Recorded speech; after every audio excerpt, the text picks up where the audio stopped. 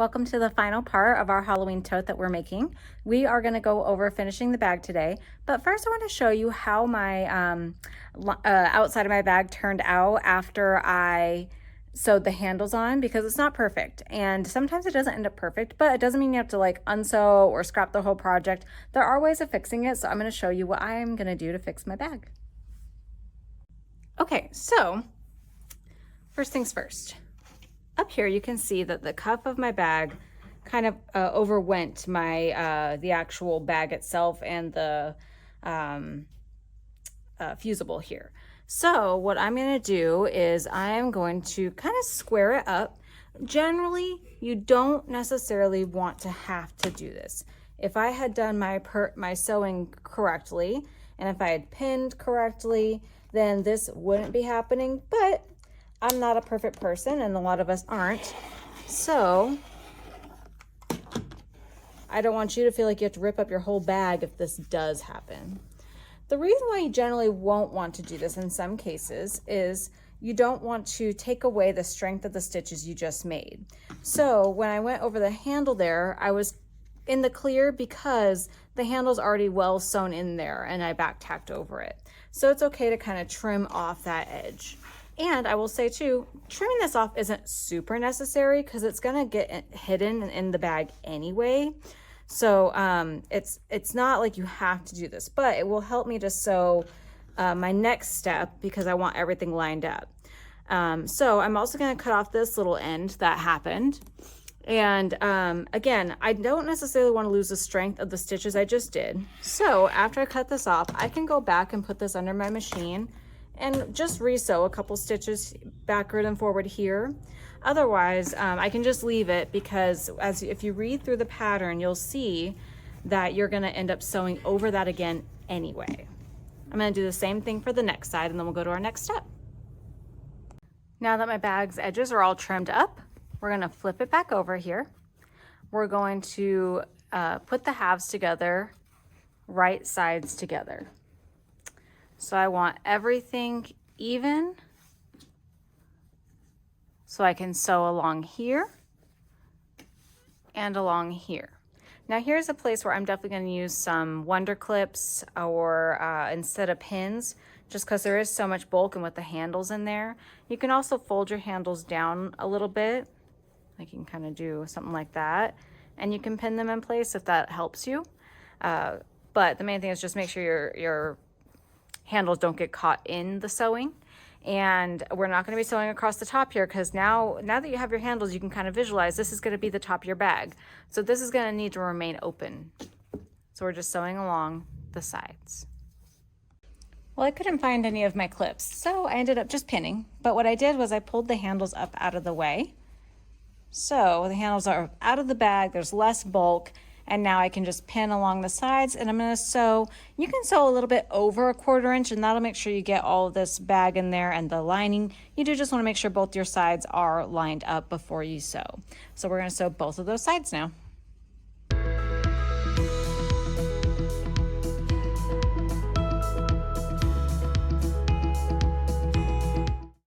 With the lining piece, we wanna make sure that the wrong or the right sides of the fabric go together like this. My raw edges are now up at the top here and on the sides.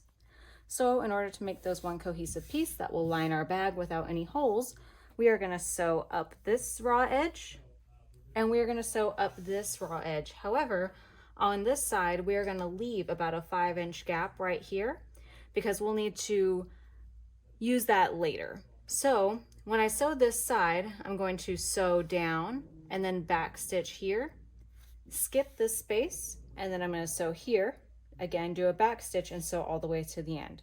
So you know how sometimes you read an instruction and you're not quite sure why it confuses you?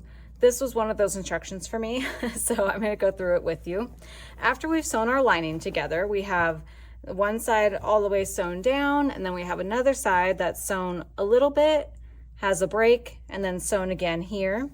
It asks you in the instructions to press the top 3 inches of the left side, or it says, let me get it really quick. it says, press top 3 inches of left and upper right seams open. So I don't know why that threw me off so much, but it says top 3 of left because it's just talking about the top here. It doesn't want you to press all the way down to the end. And then I'm going to kind of fold it open there. I'm going to use a dowel rod just to kind of hold it steady a little bit since it is inside the bag. And this is just to help you sew later on, because we're going to end up sewing this top part of the bag. So that's why you don't need to press the whole seam open. You certainly can if that tickles your fancy, but just know that when you do press it open, you are technically making the structure of it a little bit weaker. A seam when it's pressed open is a little bit easier to pull apart than a seam that stays like this or is pressed to the side. If you do want to strengthen your seams too, another thing you can do is you can set it. So that's just hitting it with the iron real quick like that. And then let's go ahead and press the top of the other side as well. The 3 inches is just an approximate. So again, you don't need to get out your ruler. You don't need to drive yourself crazy here. The idea is I'm going to be sewing around the top of this bag. So you just want your seams a little bit open so you can do that. Okay.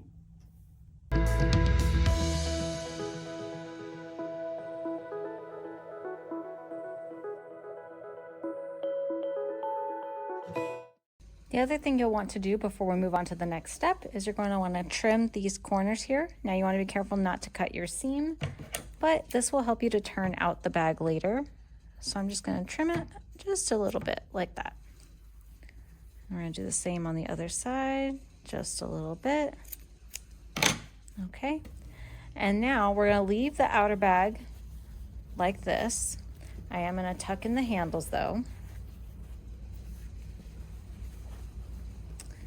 And then this part might seem a bit counterintuitive. We're going to take our lining fabric and we're going to turn it right side out. So right side out, meaning we want the side that we want showing in our bag to be turned inside out. Or right side out, I guess I should say. It was the inside, now it's the outside. I think that's why they had to start saying right side and wrong side. You can totally correct me if I'm wrong, but that seems why, because you can't just say the outside and the inside because it's constantly changing. Okay, and all I'm doing right now is I'm pressing out my corners. Since it's a big enough piece, I can kind of do it with my fingers. And again, this is going to be the inside of a bag, so it's a square bag, so it's going to sit nicely no matter what. If you want, you can use a pressing tool. You can use a pen. You can use, if you have like not sharp scissors, not these, but like, like the school scissors, you could probably use something like that if you want your corners to be a little bit more precise. But the main thing is just make sure that this is turned right side out, and you want your bag to stay wrong side out. And then what we're going to do is we are going to put the lining of the bag inside of here with the opening at the top. So here's what I'm going to do. I'm going to take my hand and I put it on kind of like a glove. Okay, so there's my hand in there. And I'm going to take this corner, I'm going to push it down into the matching corner of the bag. That puts the rest of the lining in here. And then I'm just going to use my hands to feel around and get the other corner to match up as well. And then I usually just kind of give it a little shake. And then I'm just going to press that a little bit more with my hands. Okay. Once everything feels pretty nice and lined up, you want to make sure your seams are lined up as well. So that seam we pressed open here and this seam of the bag, you want to make sure are lined up. And that's usually where I start pinning. And I want to make sure all the top edges are lined up. So I start pinning here to make sure that the seams still match up.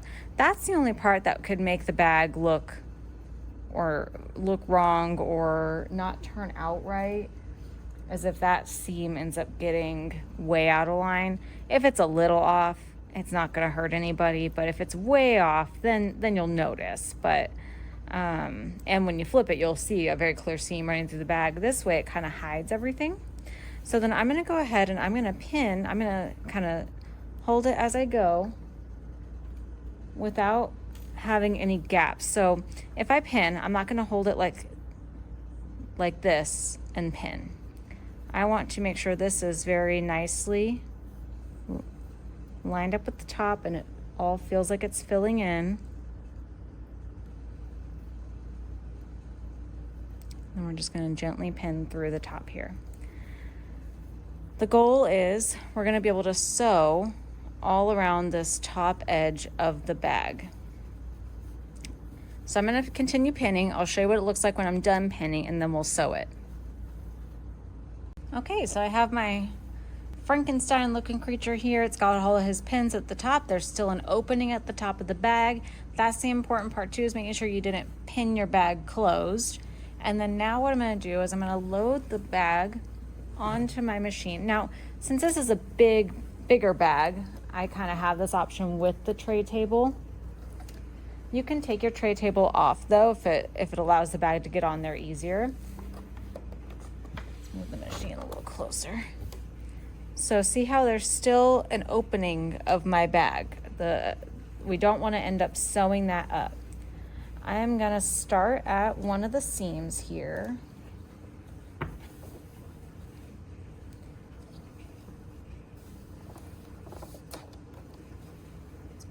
There.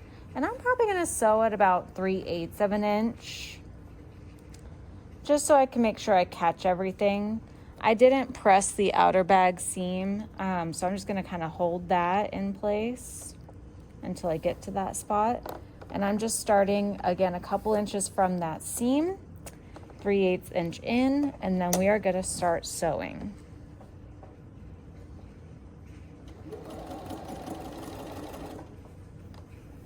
And just make sure that the bag doesn't get caught on your tray table if you're going to do it this way. Otherwise, again, you have the option to just take the tray table off.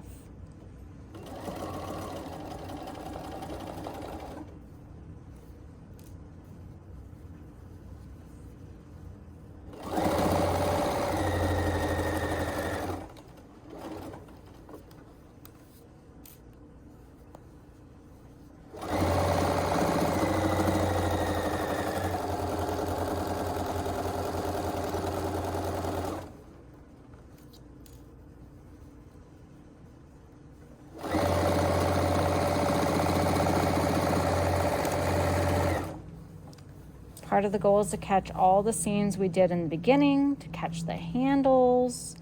We're trying to catch a lot with this last one, so this is where a walking foot really helps.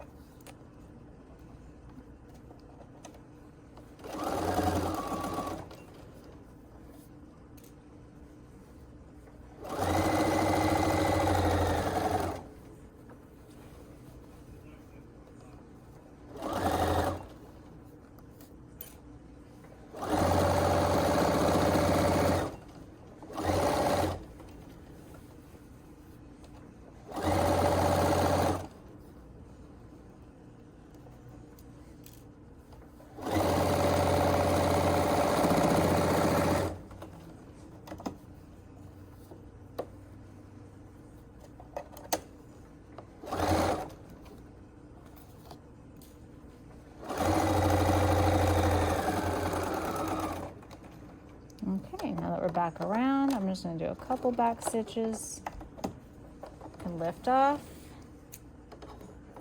and cut our threads. Now, everything in here can stay in here. This will become the inside of your bag that's hidden by the lining. So you can leave your threads technically. I am going to chop some of these long ones off. But all this is going to be hidden inside your bag now. So now we're going to go over flipping out your bag. I have my whole bag here. The lining is still inside. And what I'm going to do is I pull the lining out first.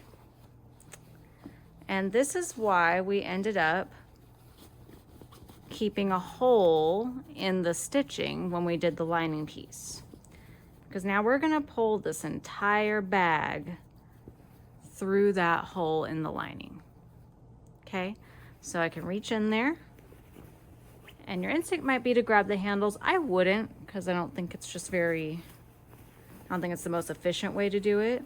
I went through and I grabbed the other corner of the bag, and now I'm going to lightly kind of push it through. You want to avoid just yanking it or tugging it, because you did backstitch when you sewed the lining together, but you know, it is stitches, it could still rip. And the worst thing is that, I mean, the worst case scenario is you would just have to re-sew those stitches, but if you don't have to, you don't have to.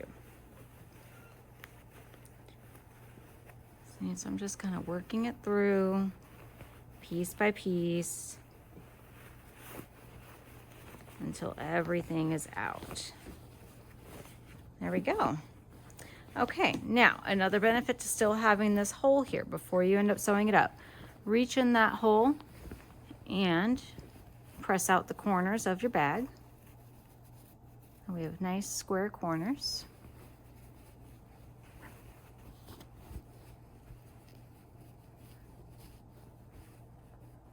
Okay. And then you're going to reach in again from this side. You're going to press out the corners of the lining again. Nice square corners.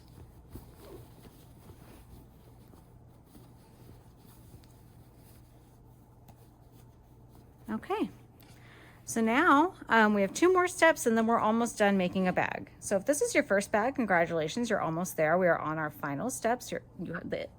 The goal post is in sight.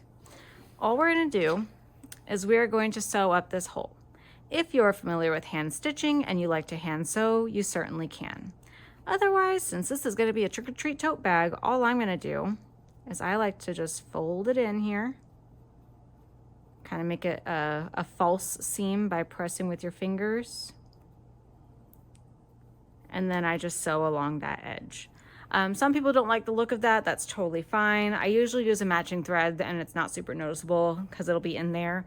The biggest thing is just making sure you do catch the entire hole, because otherwise you end up with a hole in your bag and then you'll have lost pieces of candy in there, or you know, money. That's always fun. I've lost money that way. So yeah, just sew up this hole, and then we're gonna sew along the top here, but I'll sew up that hole first, then we'll come back. I'll show you where I'm gonna sew along the top.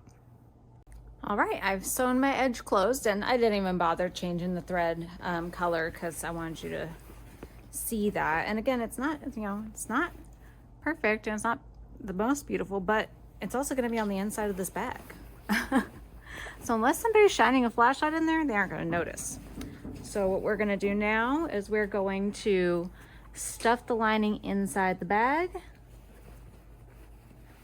and then we're gonna sew along the top here, just like how we did in the beginning. Just make sure it's all flat before you do so, all lined up, and then we'll finish the bag. For our very final step, we are gonna load the bag back onto the machine the same way we just did when we sewed everything together. We're gonna sew all along this edge here just to finish it and keep that lining inside. So I just make sure to keep this seam up top facing horizontal. I kind of hold the lining in as I go, and we're just gonna sew that all the way around the edge one last time, and then we're done.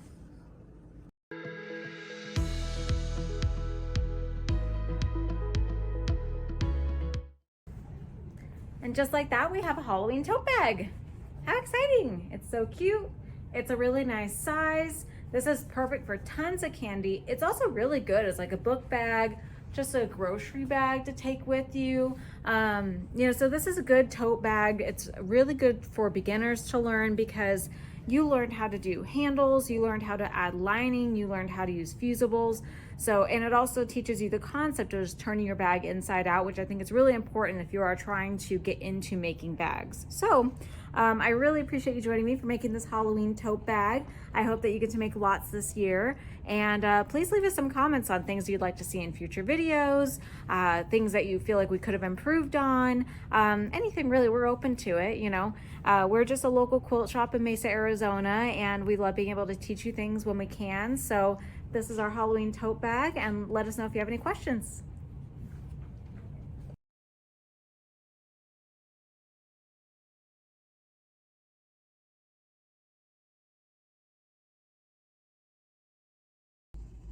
If you like this video, we ask that you subscribe to our channel, like the video on YouTube. You'll be helping us as a local quilt shop, and we'll be helping you by teaching you new skills and projects every week. So thank you so much for joining us. Please feel free to tune in for the next Monday to see our next Making It Monday video.